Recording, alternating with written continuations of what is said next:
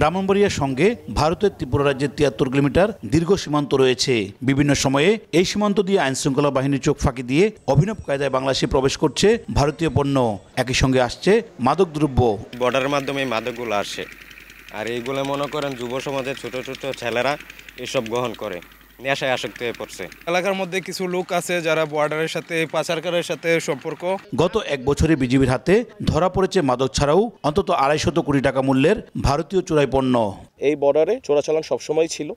চোরাচালান যে খুব বেশি পরিমাণ বেড়েছে আমি সেটা বলবো না, বাট আমাদের আটকের পরিমাণ এটা বেড়েছে। বিভিন্ন বাহিনীর সাথে আমাদের অব্যাহত আছে এবং পার্শ্ববর্তী ব্যাটালিয়নগুলোও আমরা সমন্বিতভাবে করছি এবং ভবিষ্যতে এটা অব্যাহত থাকবে। এবং আমাদের এই জব্দকৃত মালামাল স্পেশালি ট্রেনে যেটা যায় সেটা হচ্ছে আপনার বাজিগুলা যায়, সেগুলো আমরা ধরছি। তবে নাগরিক সমাজের প্রতিনিধিরা বলছেন সীমান্ত এলাকায় চোরাচালান রোধে চোরাকারবারিদের তালিকা করে তাদের পুনর্বাসন করা প্রয়োজন।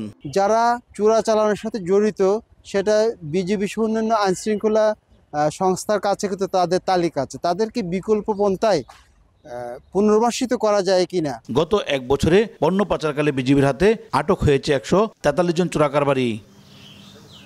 উজ্জ্বল চক্রবর্তী, সময় সংবাদ, ব্রাহ্মণবাড়িয়া।